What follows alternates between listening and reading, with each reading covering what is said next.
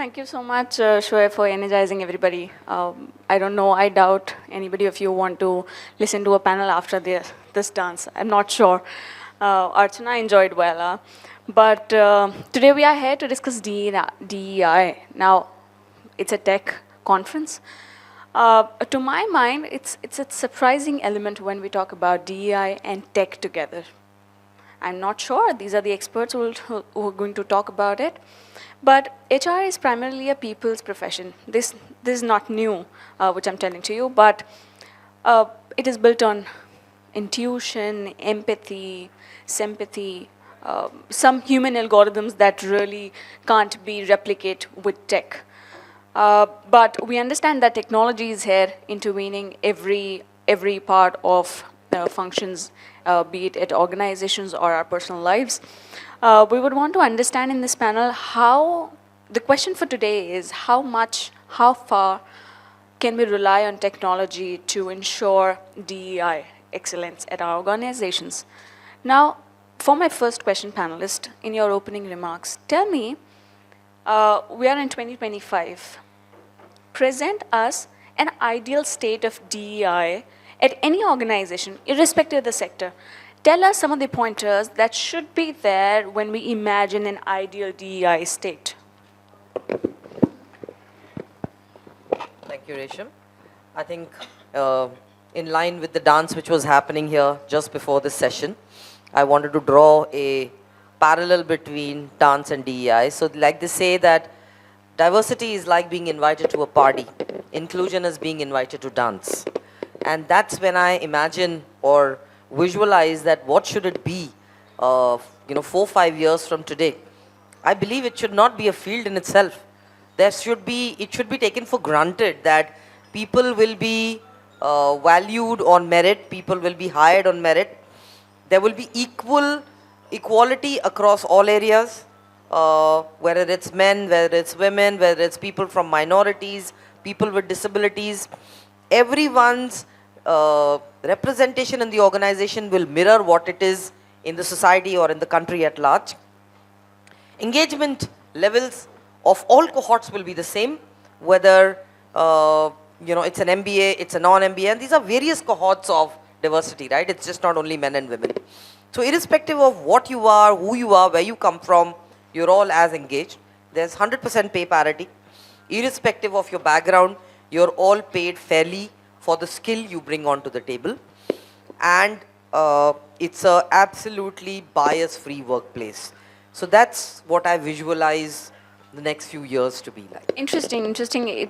It has all the points covered. Anything to add to it? Yeah, I think it was a very good start, Ruhie, from the ideal state of an organization. My apologies, I'm interjecting. Can somebody ensure, please close the door? Can somebody from the team please close the door? And also, can we have the lights open, please? Switch on the lights, please. I can't see anybody. After all, we're talking about people. I should see them, huh? Can we have the lights turn on, please? Yeah, back to you, Archana. I don't mind the music. We had the dance, let the music continue, so the party is still on. And when the party is on, the lights can be off, so that's fine. But just coming back to the question on the ideal state of DEI, let's go back to the basics of where this started from. Diversity always existed for centuries, and it's a fact. It's nothing that we need to imagine. It's just there. It's there in thought. It's there in ethnicity. It's there in just how people have evolved over generations. Now, inclusion is something that came about a few decades ago because one of the genders felt less included or less on par with the other. That's how the whole basis of D&I began. So when there was gender equity, then we started asking ourselves, is this enough? Right? Is it inclusion? Is there more equity? Now there's belonging. So there's a whole evolution to this principle happening. In fact, I had to research on what is the B that you have now with the DEI. And I would add another S there, which is safety. Right? We have the Prevention of Sexual Harassment Act for women at workplace. And when I am at Sandoz chairing that, a lot of men ask me, what about us? We also need to feel safe, right? So over the years, we've been focusing on a certain angle of DEI I think no longer being conscious, is that still the angle we would like to focus on for future? Or is it just becoming a habit? So if we answer that for ourselves, every organization starting from a family at home gets to an ideal state of DEI, because you know what is the question you're answering there. So I would just go back to the premise of what is DEI for you and what is that organization you belong to. Is it your family? Is it your team? Is it just a larger organization where you play an influential role? And then there's an ideal state to that answer. So what I can understand from this, Archana, is majorly before we imply any strategy, any act, so to say, or policy, so to say, in the organization, it is our ideology that matters. It is our lens, our perspective that matters before that. Now, we just now understood a 10 on 10 DEI state. Now, Ruhie, tell me, how do you know it's 10 on 10? It can be 7 on 10, it can be 4 on 10, nobody knows. What are some of the measurement metrics that you kind of see or use at your organization? Talk about that, not restricting it to your organization, from a larger lens. Tell us what can be some of the metrics to look at it. No, absolutely. And I think what gets measured gets done. So, however, DEI is linked to all about feelings, it's all about a high touch culture, but unless you measure some very clear deliverables, it's not really going to work. I think it all starts first with diversity, which is all about representation. And there, for an organization to take a very holistic view of what cohorts would you want to look at, definitely the most obvious one is men and women. What is the representation of women? How is it growing? And these things don't happen overnight. It's a journey. D&I is always a 3 years roadmap, and you need to put that for yourself. Are you looking at adding other cohorts of diversity? Because even things like regional, religious, bringing in people with disabilities, people from the LGBTQIA community. My previous organization, Godrej, we used to do a lot of work, both hiring people, giving them career growth. So I think that's phase number one, building cohorts of diversity. Second is to ensure that there is equity in the organization. Now, equity is providing a level playing field to all. A lot of people ask me that why are there specific policies applicable to women? Because it's not an equitable world yet. Or to other, other cohorts or other minorities, why are there these special privileges given to them? It's given to them to create that equity, to create a level playing field. You have enough policies to provide that level of equity. Every cohort of diversity will need something specific. So the right policies, the right infrastructure, the right framework. Give you a small example. I represent Sterlite Park, and we have infrastructure sites across the country. About a year and a half back, when we started our journey of diversity, equity, and inclusion, one of the first things I had to do was to build women washrooms in the sites. And a lot of people asked me that there are no women on the sites, why are you building washrooms? Well, I think diversity follows equity, it's not the other way around. You have to first create the infrastructure, and then diversity will follow, right? So that's all about equity. And the last, but the most important, inclusion. Career growth, belongingness, engagement, pay parity, and measuring all those. A lot of organizations I've worked with in the past, the women engagement is on many occasions lower than what the male engagement is. So really trying to understand that, and if your overall engagement is low, then work for everyone.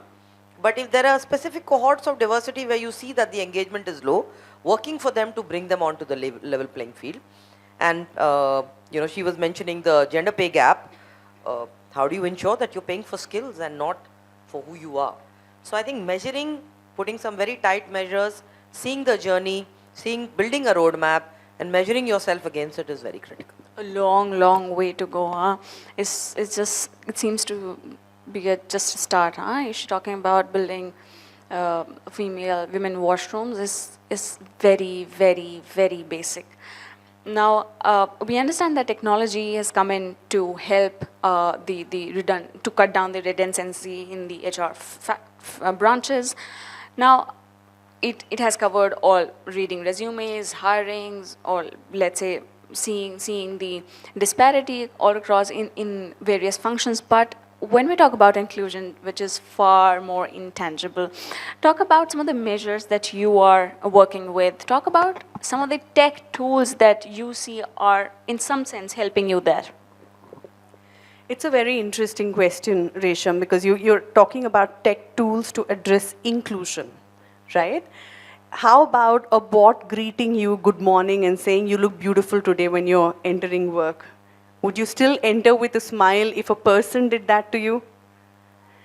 The answer may not be true, right? Because you know that AI can travel a certain distance to scale up your DEI strategies. It can give them shape, it can give them power, give them a framework. But your question, I will keep coming back to what is your purpose of your DEI strategy, supersedes far beyond the technologies. Now, there are very successful examples of AI and technology. Tell us some of them. So let's take the example of the pay database. So you've seen organizations like CRI, and we have a rating where India was rated in the 120s last year. And this is a commitment to reducing inequality.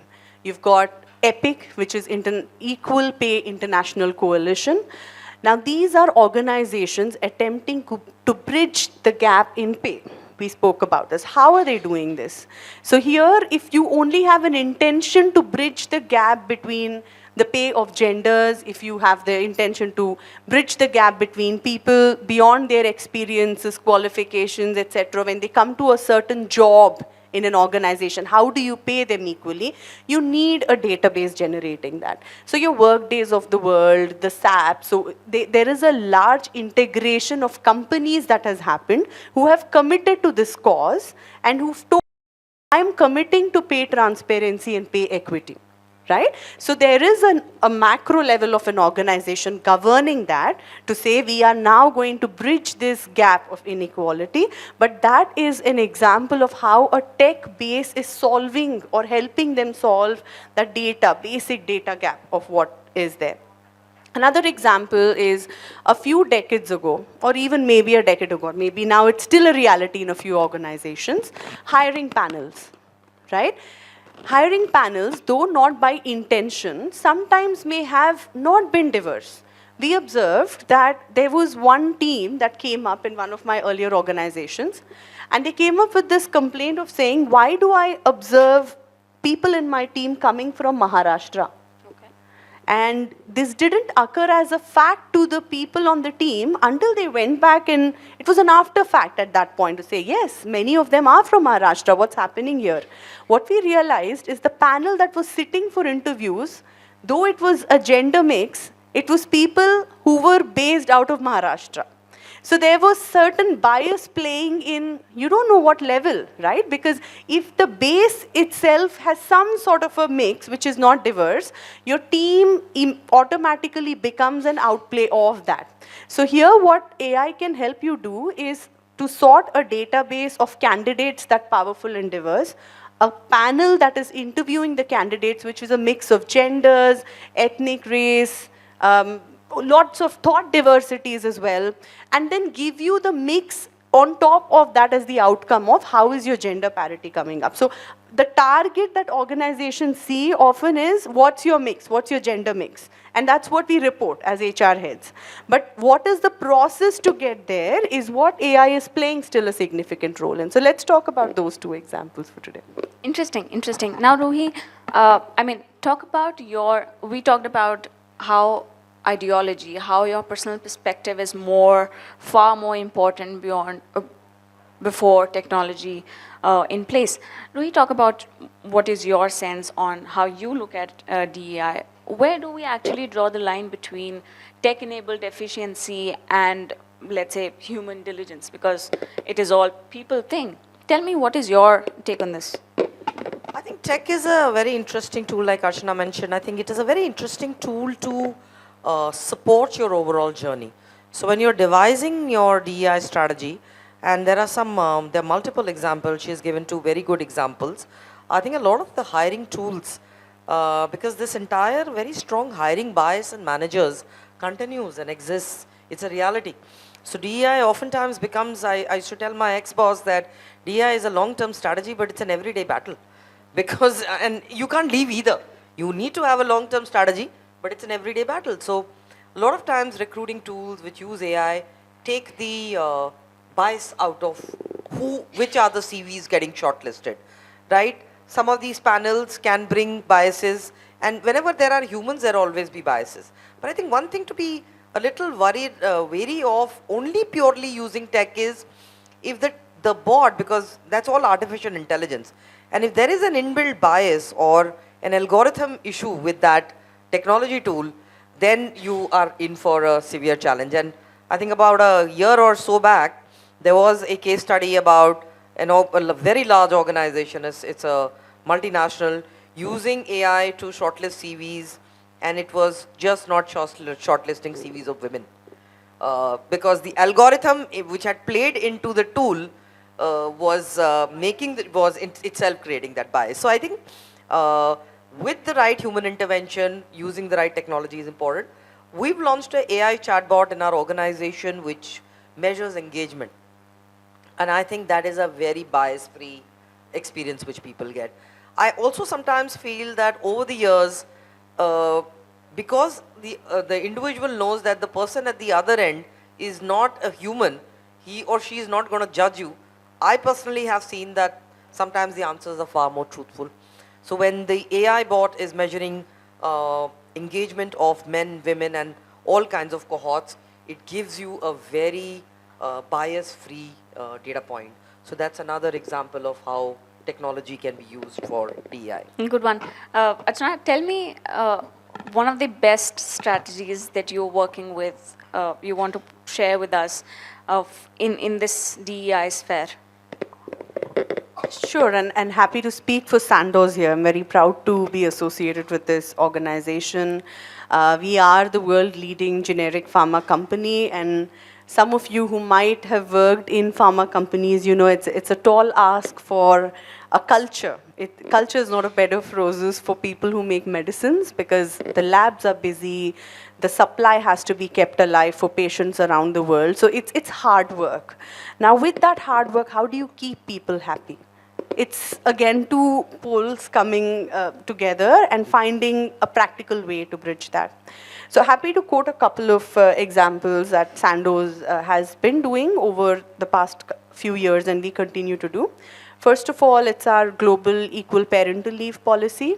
So all our mothers, fathers, biological, non-biological, for adoption, surrogacy, whatever, once you become a parent, you get the privilege of taking an equal parental leave, whatever it applies in your country. So both parents in India get a 6-month parental leave, for instance. Now, when this started, maybe just an anecdote, I was the country HR head for a few line functions here, and I had a few men coming up to me into a closed room and asking, is this mandatory? Do I really need to do this? My family thinks I've lost my job. I can't take being at home for 6 months, because for men it was very untraditional to be at home after they had a baby for 6 months. But now we see a lot of fathers enjoying this parental leave, playing an equal role with their partner in raising their children. So we've come a long way in. This is an example of not just thinking diversity and inclusion, but implementing it in a framework, taking a bold step to be world leading in certain practices. And of course, we're also an organization, the second example, who's committed to pay transparency. So you will see this on media that by 2027, we've pledged to make our pay ranges or the internal and external positioning of a person on a benchmark available to all associates of Sandoz. Very bold, huh? But looking forward to it. Now, before we actually go in, close this session, before that, you would want to add to that before I jump on to the next one? No, I just wanted to say that, it's really incredible what Archana is speaking about, what Sandoz is doing, and I genuinely have experienced in the past that the entire DEI philosophy at the end of the day has to be top down to start with.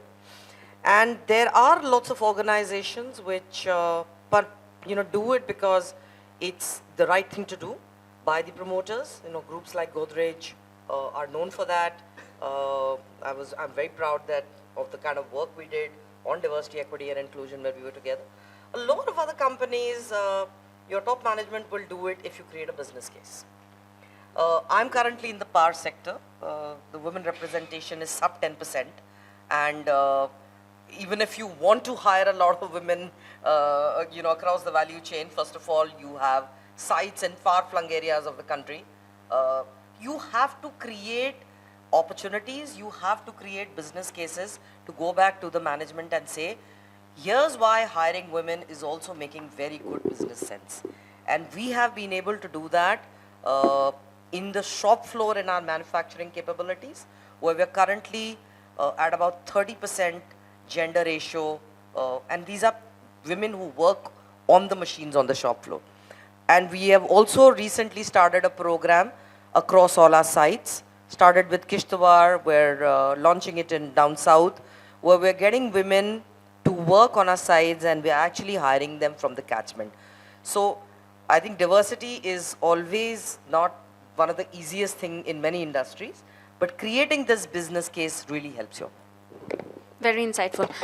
Now, before we jump on to the last one, I really want to bring in a different perspective where we saw Donald Trump giving us different policies, cutting down support for transgenders. I mean, this is something alarming.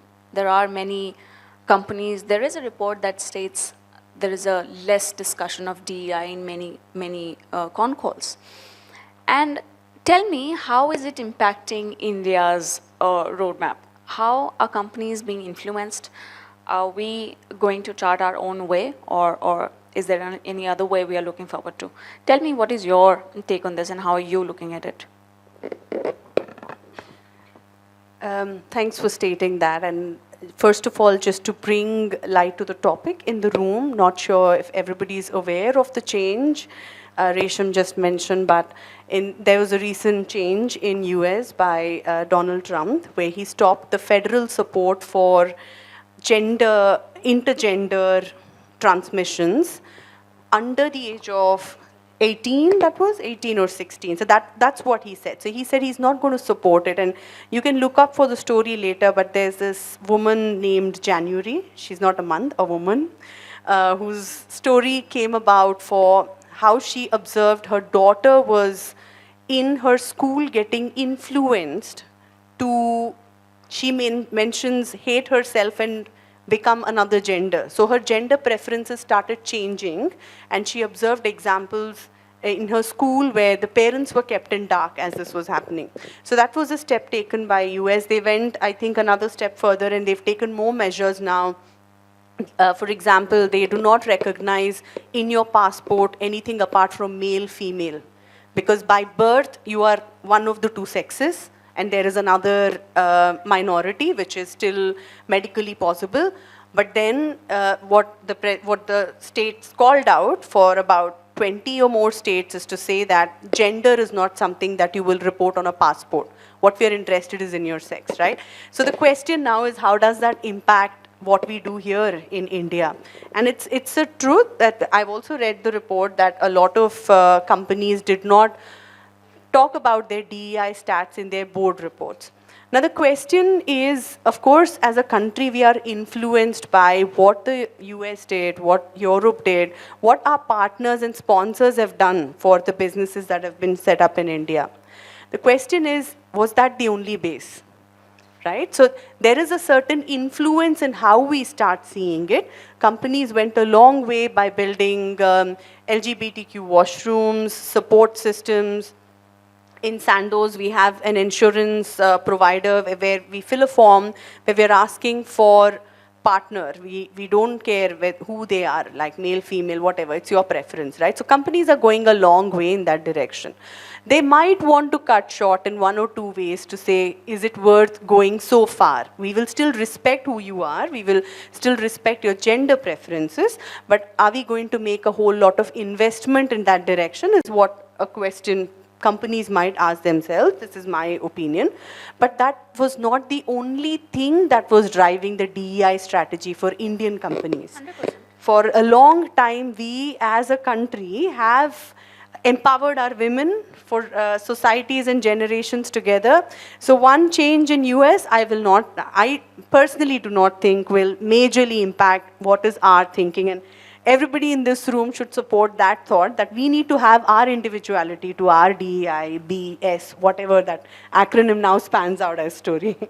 Interesting. Ruhie, what's your take on it? And tell me more from a business perspective, how top bosses will look at it. How will you persuade them to take that extra mile?